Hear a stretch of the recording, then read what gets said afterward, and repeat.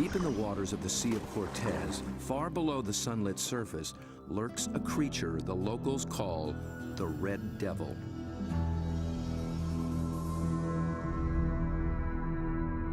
It is armed and dangerous. Its writhing limbs come equipped with 1,000 suckers, each full of flesh-tearing teeth. These devils come in the dark of night, rising from the abyss to within a few hundred feet of the surface. They are large, aggressive, in-your-face squid called the Humboldt. They're one of the most formidable predators in the ocean, and almost nothing is known about them.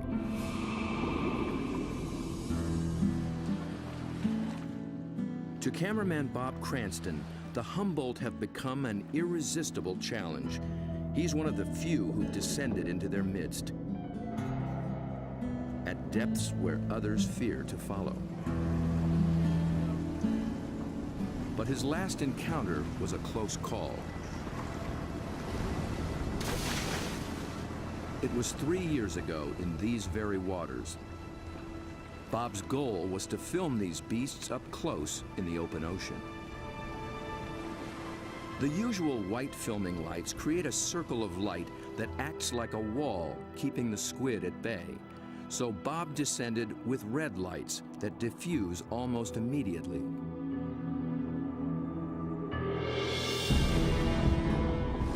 Suddenly, the squid were too close. For an instant, it seemed they would tear him apart.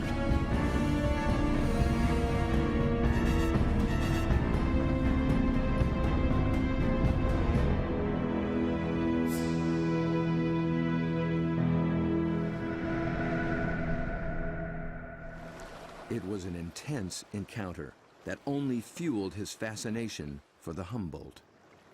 They came right for me with no fear. That got my adrenaline going. Suddenly, I was really interested in everything about these guys. I wanted to meet more of their kind. Squid and their relatives live in every ocean. Getting to know the family will take Bob on quite a journey. And if diving with red devils is anything to go by, he'll need the help of some top-notch guides.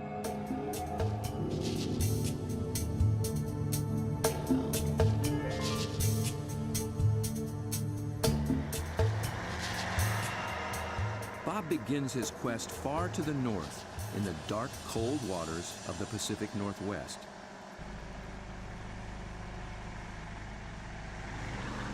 In the maze of bays and inlets along the coast of British Columbia, there dwells the giant of its kind, but it's secretive and very hard to find. Bob's asked Dr. Peter Ward for help. Peter is a paleontologist and an expert on the origins of this creature. He has decades of experience in these waters, and there's no substitute for local knowledge. So Bob, I got some maps of the underwater area we're going to go see tomorrow. Cool. And the nice thing about this, these are really high quality side scan sonars, and they give images in great detail. From these, we can pick out caves or dens, really, where the creatures that we seek can be found. Face to face with my camera. Whatever. Bob's been filming underwater for more than 30 years. He's one of the best at very difficult diving.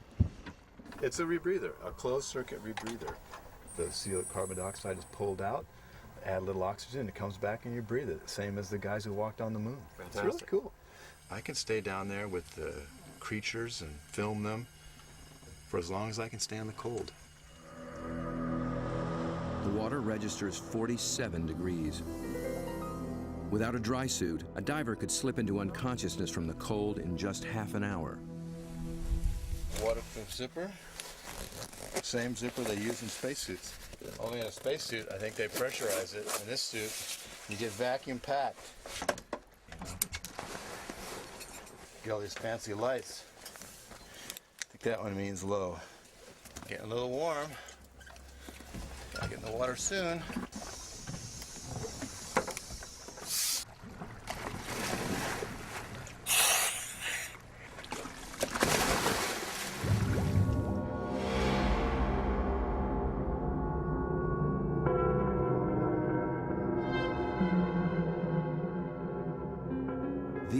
snowy green depths are called the Emerald Sea, and although cold, they are rich in oxygen and nutrients.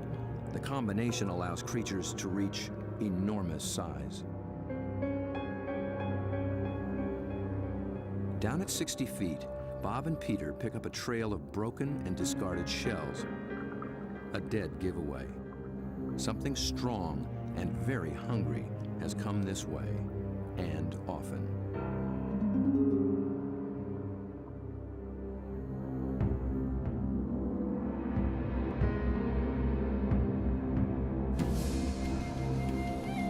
The crab should show more caution.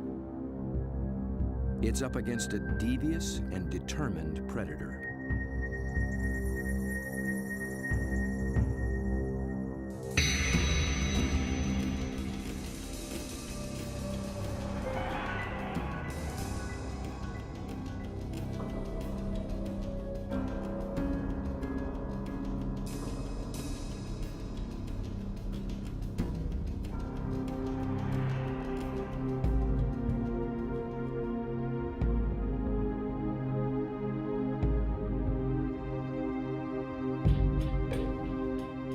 As Bob approaches, his quarry appears to have found him.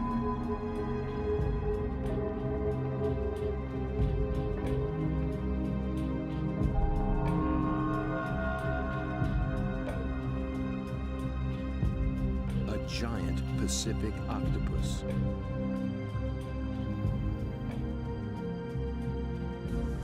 Eight arms of sinewy muscle lined with grasping suckers reach out and gently explore the strange intruder.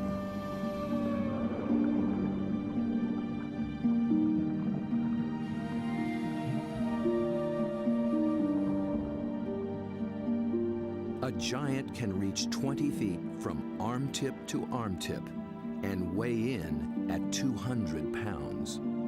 It's the largest octopus in the great clan called the cephalopods, the group that unites the octopus and squid. It's an ancient tribe, the first large predators in the sea. To this curious female, we're a brand new species.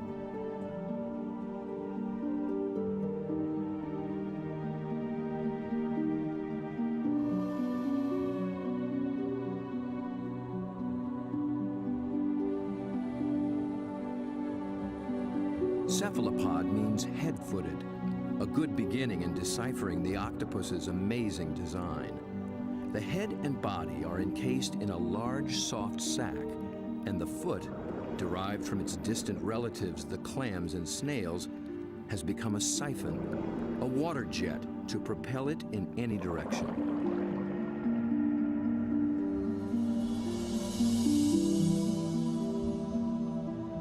A long time ago, its ancestors were a shell, but the octopus has given that up. Yet for creatures with such tasty flesh, the lack of protection presents a problem. The cephalopod solution? The most extraordinary skin in the animal kingdom. In an instant, it can change color, pattern, and texture. And with no bones to confine its shape, the creature can virtually disappear.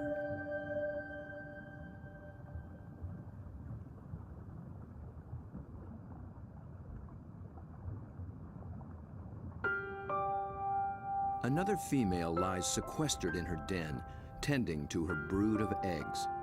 She lays up to 100,000 just once in her life. When they hatch, she will die. These clever, curious creatures won't live long at all. Their entire lifespan is no more than 3 or 4 years.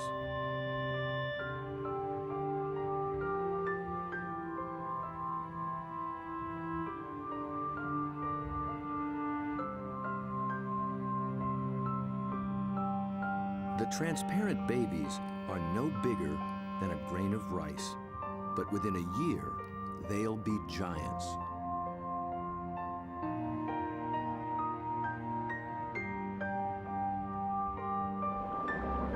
While the the lives of these complex beings are all too brief, their line reaches back 500 million years, long before sharks began swimming the seas. This would be a great spot right in here. Peter Ward has spent 35 years delving into cephalopod family secrets. He's brought Bob to a special outcropping of rocks. They were once well submerged in a much warmer sea and still hold a record of that long ago time. Fossils are found in these rocks, fossils of relatives of the octopus, actually. They're called ammonites. And how old are they? 80 million years in age. 80 million years. That's true. That is old. Back in those days, cephalopods made beautiful curved shells. If you dig long enough and hard enough, you can find some beautiful stuff. This is an ammonite. It's a fossil that is actually the direct ancestor of octopus. So this is an ancient cephalopod. It's related to the chambered nautilus. So the tentacles sat here and swam about. A shell is a mobile home and a defense against predators, but it's so cumbersome it makes swimming difficult. Of the almost 1,000 kinds of cephalopods alive today, only the nautilus still wears one. It's a living fossil, puffing along the reefs of the Indo-Pacific as though nothing has ever changed.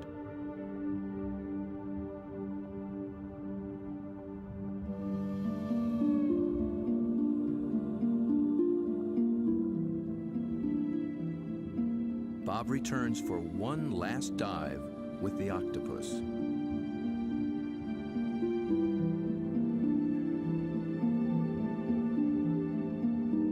I couldn't resist bringing her a treat. All cephalopods are carnivores, and they love crabs. This creature actually reached out to me. I could sense her interest, her intelligence. I could see it in her eyes. There's something about the eyes of these animals just draw human observers in, and especially with the octopus and the cuttlefish, they definitely make visual eye contact with you and maintain it. Dr. John Forsyth studies these creatures' amazing physiology and complex behaviors. And I've come in and played games with octopus where I'll duck down and they'll raise up and look at me, and then I'll raise up and they'll duck down, and this will just go on for 15 or 20 minutes. Like this guy, I can barely see him over there, but when I look up, oh, yeah, see, he's coming up. Because I think they look for our eyes. I think they try to make contact with our eyes as well. And I think that's what draws us into watching these animals. Whereas a fish, sometimes I look at a fish and I'm not sure where it's looking. They just have these blank, cold stares. But with a cephalopod, it's really never like that. At the National Resource Center for Cephalopods in Galveston, Texas, John maintains quite a collection. There are several kinds of octopuses, a school of small squid, and another relative, the cuttlefish. For John, the eyes of a cephalopod are not just the windows to its soul. They tell you a lot about how the animal lives. The octopus has a rectangular pupil that captures light reflected off the sea floor. Squid's large round eyes are adapted to seeing darting prey in the twilight of the open ocean. Cuttlefish dwell in both worlds, and their complex eyes can actually change shape to accommodate their travels.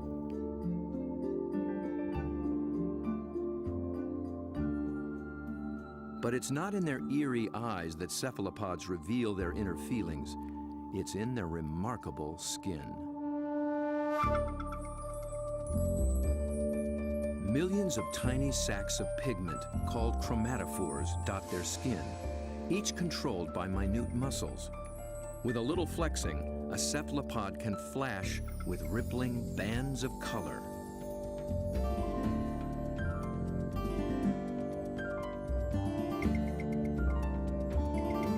Any sort of excitement, danger, desire, aggression, passion, and their skin lights up.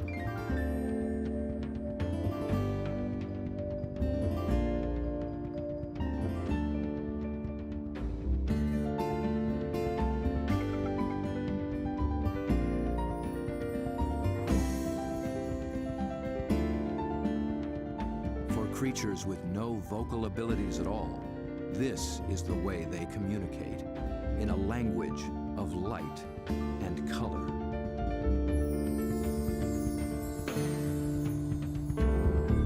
And like an octopus, a cuttlefish can transform its texture, matching its surroundings, hiding in plain sight.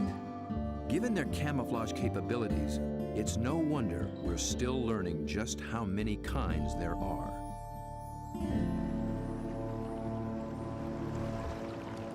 One of the hotspots for new discoveries is the narrow Lembah Strait off North Sulawesi in the island chain of Indonesia. It's a pretty scenic spot. They put it pretty joint, isn't it? I mean, it's magical. John and Bob have come here looking for new species of cephalopods. It's a place primed for strange adaptations. In the shallow, warm water, light and temperatures remain constant, but the channels, inlets, bays, and lagoons create many small separate habitats, and that leads to high diversity. This is John's fourth trip to Lembah Strait, and each time something surprising turns up. He's brought Bob to a spot called Ritaklari, which in local slang means the muck.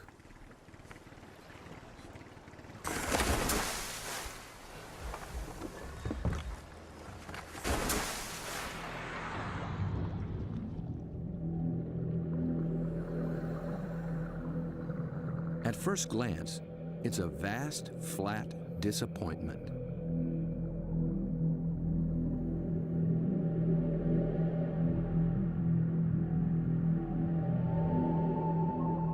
But wait here quietly, and a lot of what looks like sand begins looking back.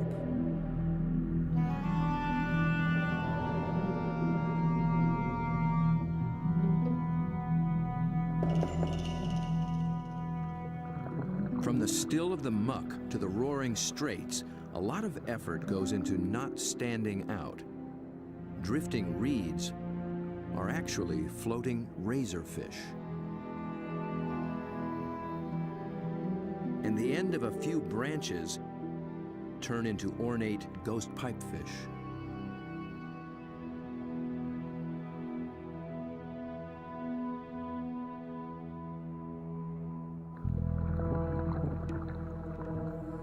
Out in the high-speed tides and swirling eddies, fish work hard to keep their footing, digging into the bottom with spine-like fins. But even creeping along on the seafloor, you still have to make a living.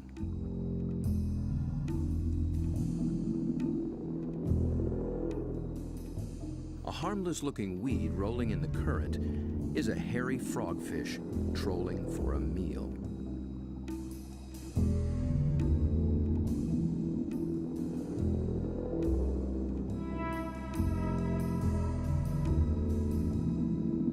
It comes equipped with its own strange lure.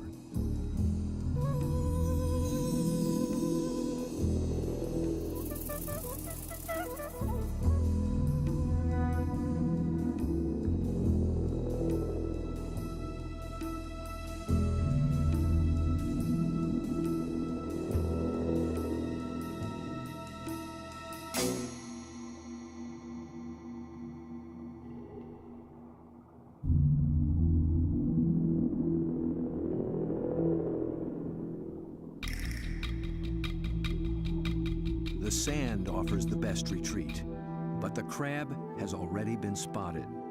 A marginated octopus is the perfect little predator here.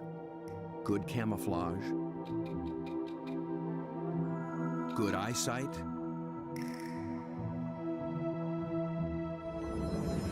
good grip.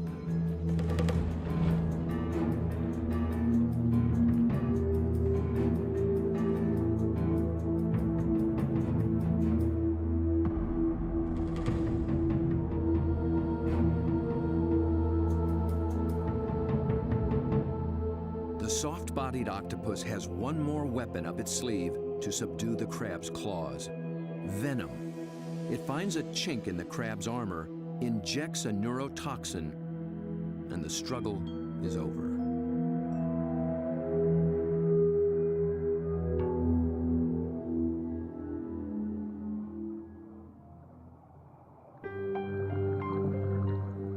In such an open setting, the trick for every creature is to find some place to hide.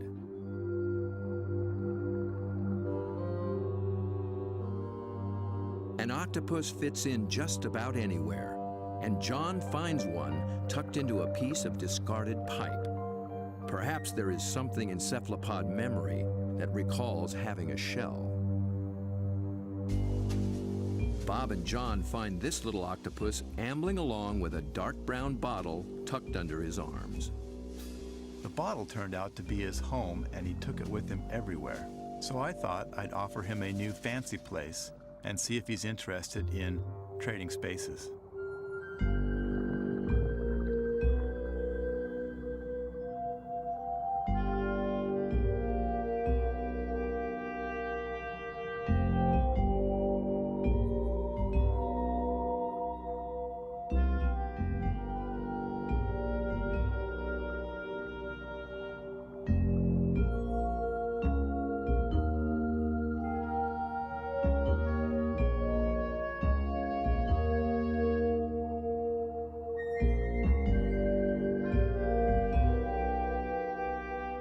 I began to worry he might get confused by this clear glass and wouldn't remember how to get back out. But after a few minutes, he slipped through the opening and went straight back to his old brown bottle. He'd made his choice. I think the clear glass was a little too bright, and besides, there's no place like home, especially when you can take it with you.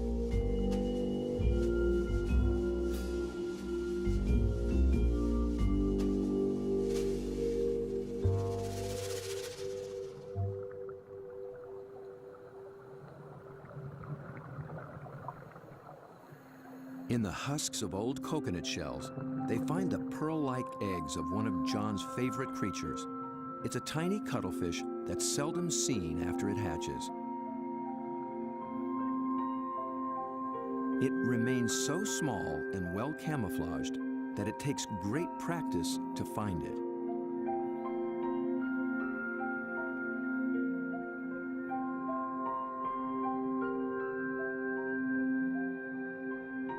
Down on the sea floor, it appears to walk across the bright stones, its rippling colors blending in and standing out. It's called the flamboyant. The flamboyant cuttlefish is really in a class by itself, even among cephalopods in a lot of ways. First of all, the vibrant, dynamic, bright colors, the brilliant yellows, the magentas, the pinks and browns. It adds on top of that these passing clouds of color as it's stalking, looking for prey. And of course, that's happening in living skin.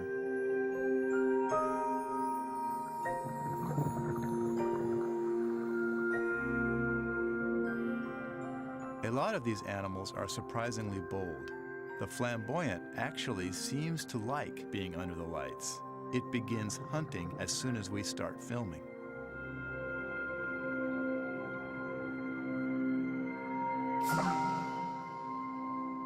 My video lights attract little shrimp and crustaceans.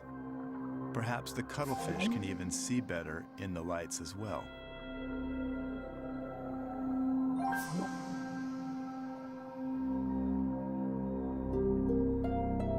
It's only when John sticks out an enormous hand that we see the scale of this little hunter. Next to a 6-foot Humboldt and a giant octopus, it's hard to believe it's one of the family.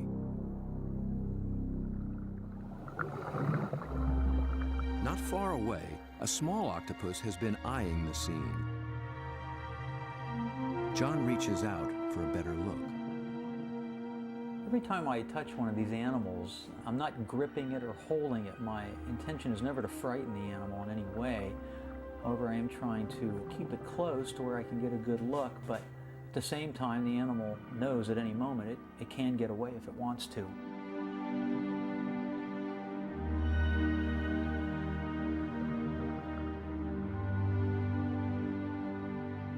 This octopus gets away all too soon. John thinks it may be a brand new species never seen before.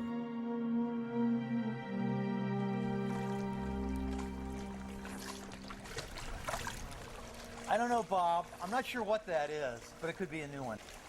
I think it could be a new species. I wasn't expecting to see that. It's not something you've seen before, huh? No, I'm not sure what that would be. It's a cool little critter. Oh, wild.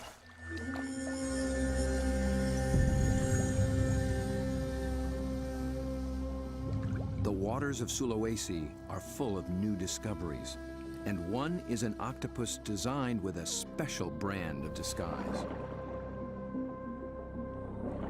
It lives in the same waters as the banded sea snake, whose bold stripes announce its potent venom.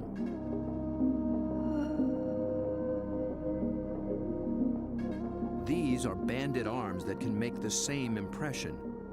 When disturbed, the octopus flashes and intensifies the stripes, becoming a sea serpent, coiled and deadly.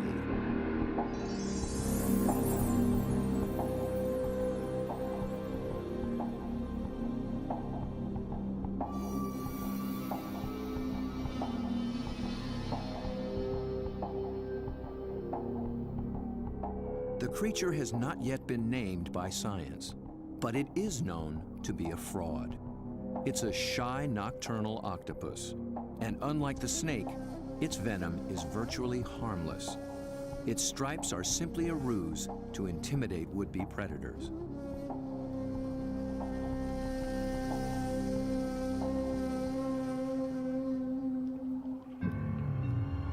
The real killer is a delicate, jewel-toned creature, the blue-ringed octopus. The flashing blue neon is no false alarm. Its poison can immobilize every muscle in the human body. There is no antidote. But all it's really after is a crab.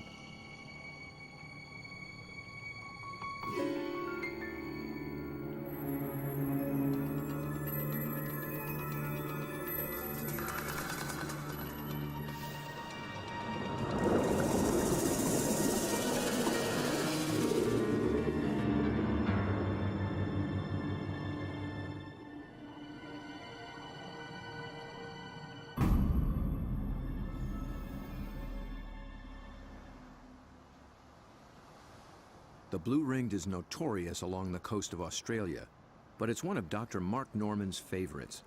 As curator of marine invertebrates at Museum Victoria, his fieldwork in all 7 seas has revolutionized what we know about cephalopods.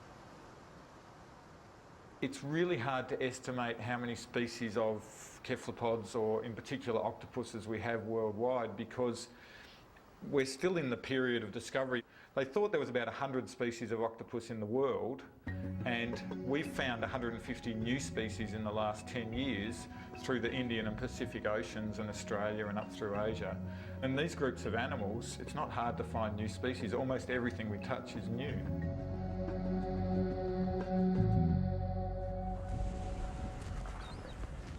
Bob wants to get close to the blue ring in the wild.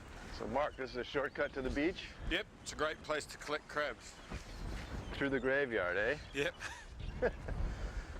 So are these the bodies of the people who have been bitten by blue ring octopus? No, very few people have died from blue ring bites. He's more likely to have died choking to death on his calamari meal at the local pub. So this is where the crabs live. Yep, they hide up here at low tide under the rocks. As the guide to the blue ring, Mark starts Bob off with their prey. Lots of little crabs. Yeah. You need a nice juicy one. There you go. See the claws on that. That'll take your arm off. It's an ironback crab. You can appreciate why the octopus has to get rid of the crab's claws as quick as possible. Knock them out.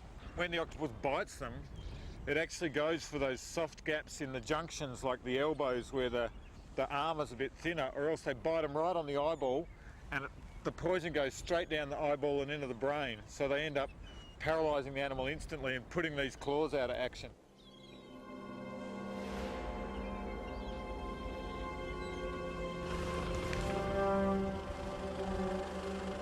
The dive begins after dark, when blue rings are most active. And it's not off some wild, remote beach. The deadly blue ring lives just beneath the town pier.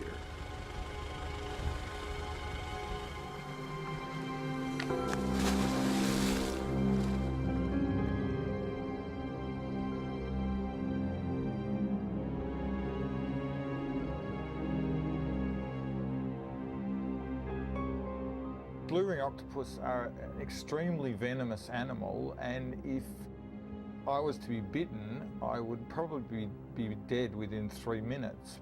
Your body would start stiffening up and you'd lose the capacity to breathe, you'd lose the capacity to wave or walk or run away, you'd run out of oxygen and you'd suffocate.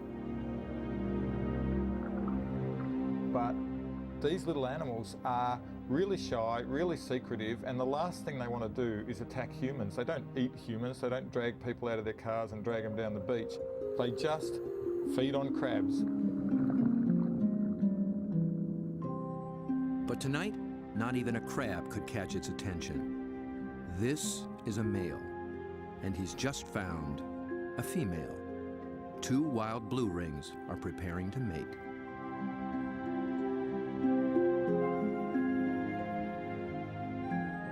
They keep their colors subdued to avoid attracting attention, especially from competing males.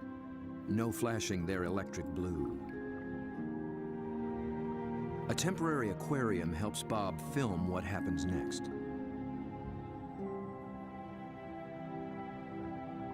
After a few minutes of courtship, the male gently slips a special arm into the female's gill slit.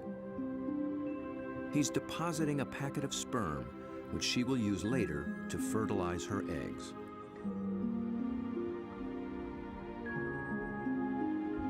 It's the end of their relationship, and most likely the end of his brief life. That was all he needed to accomplish.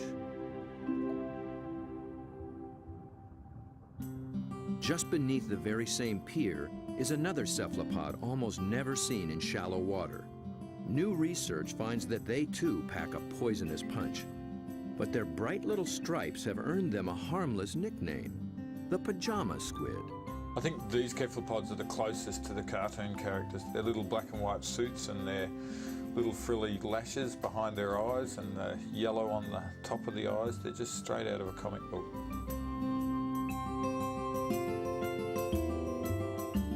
The pajama squid seem to have taken a cue from the blue rings. Males grab any passing female and then they try as hard as they can to reposition them so that they're face on, ready to mate, sort of suckers to suckers.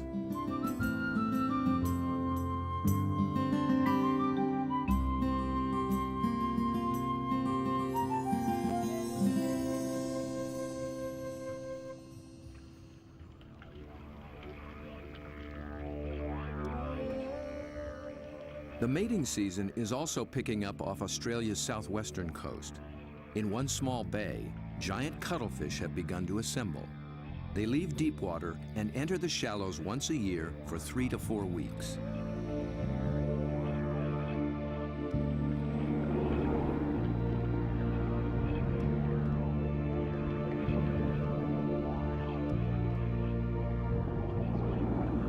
The males are 3 feet and massive, with 8 flowing arms and 1 all-consuming purpose.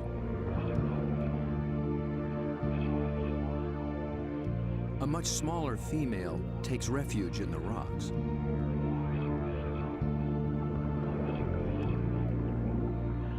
The males waste no time taking on their rivals. They flash and ripple with aggression. Their control is so subtle that they can isolate and flex just the flank facing the opposing male. The other flank communicates a solid, dependable side to any nearby female.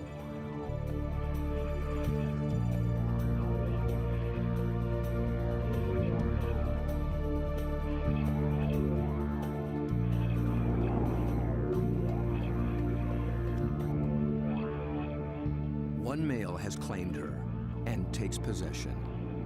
He'll guard her now, keeping her beneath him until she is ready to lay her eggs. Jules, you around here somewhere?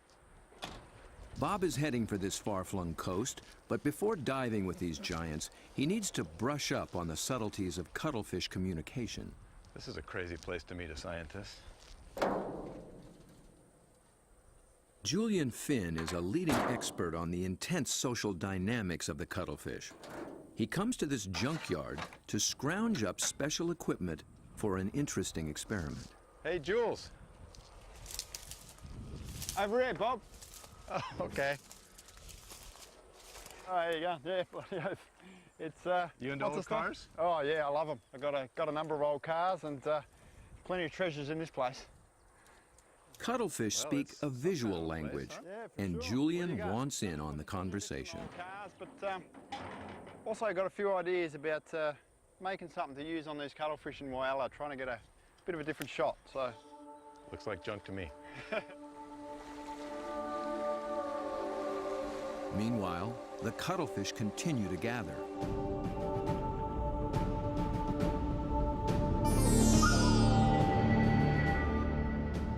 Their complex communication escalates into a kaleidoscope of colors. Opponents toss each other in the rolling tide, and things start getting rough.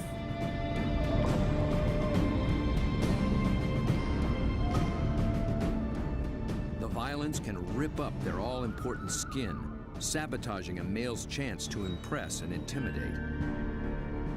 And someone's nursing a torn-off tentacle.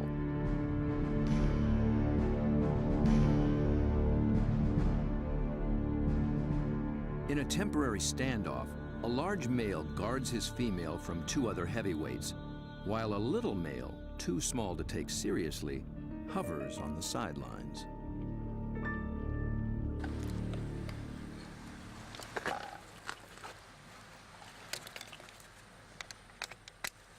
The two males on shore get set to join the fray. well, here you go, Jules. I just wanted you to know that my camera's bigger than yours.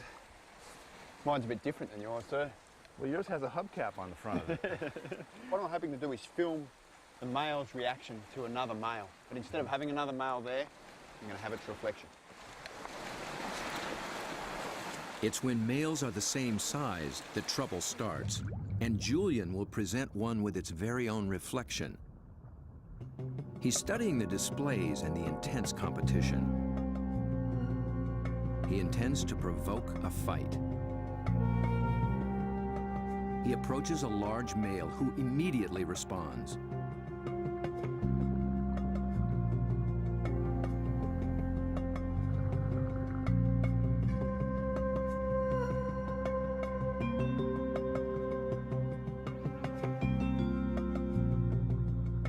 The cuttlefish becomes increasingly absorbed with his own image, but instead of a conflict, the story takes a surprising turn. The small, unimpressive male has sneaked in and begun mating with the unguarded female. He's not signaled, nor flashed, nor dazzled. He simply grabbed the female for his own, making every attempt to look as much like her as possible.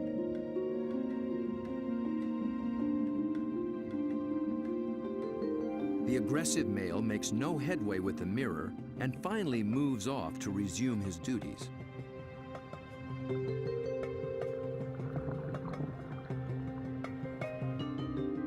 But he's still distracted, still flashing, and doesn't recognize that his female is mating right under his nose. The little male looks so like another female, he doesn't see the threat.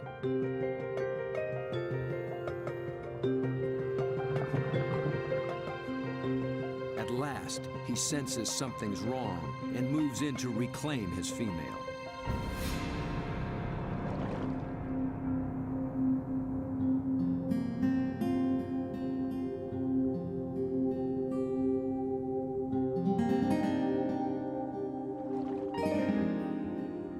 To re-establish their relationship, he presents her with the gift of a crab.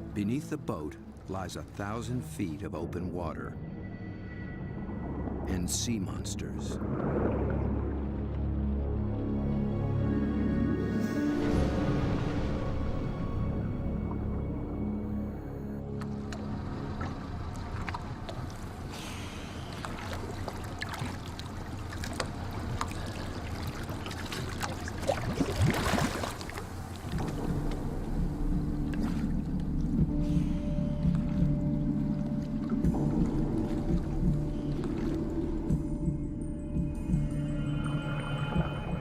Descends, his homemade lightsaber a beacon in the utter darkness.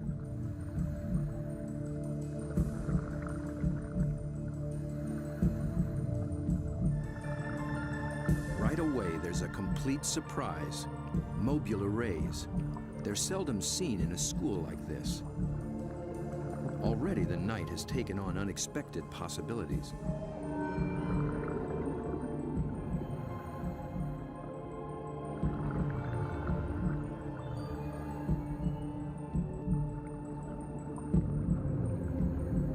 With his depth gauge reading 150 feet, Bob figures he's in squid waters.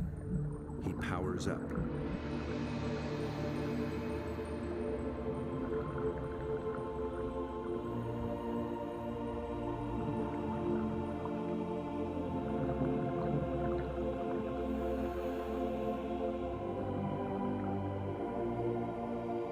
A giant swarm of pink krill mobs the lights. Suddenly, Bob's in the middle of a midnight feeding frenzy.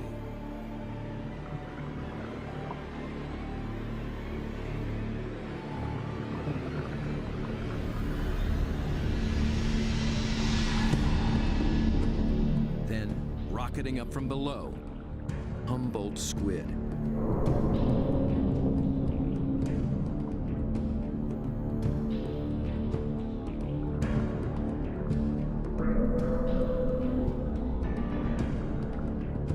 Flashing red and white. Bob tries to get clear of the krill into better visibility. And he's caught the squid's attention.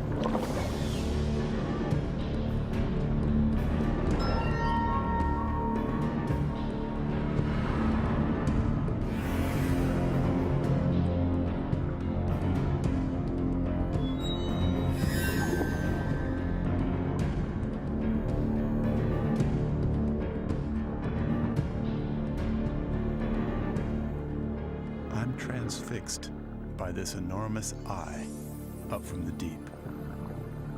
I can sense this creature thinking, but I can't imagine what.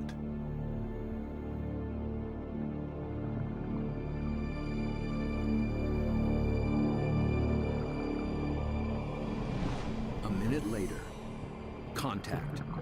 The squid grabs hold, testing the light the only way it can.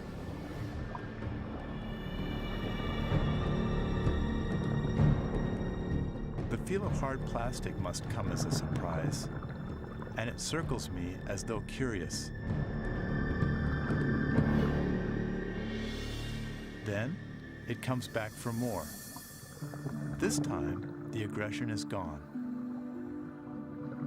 It just seems interested. Amazing.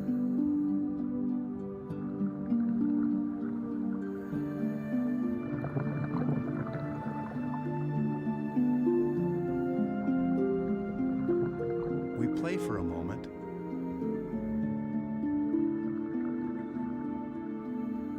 Then suddenly, it's over.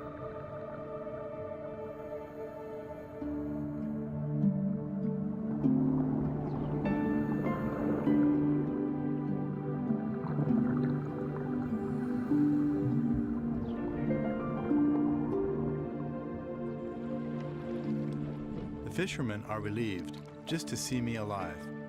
But I climb back in the boat, knowing something remarkable has just happened. I danced with the devil down in the deep, and I'm already thinking about the next dive.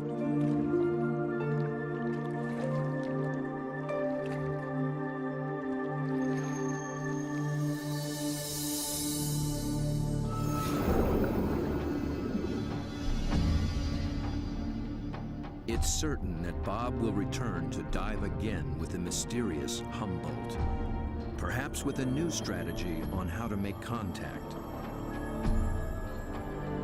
He's just at the beginning of this extraordinary quest.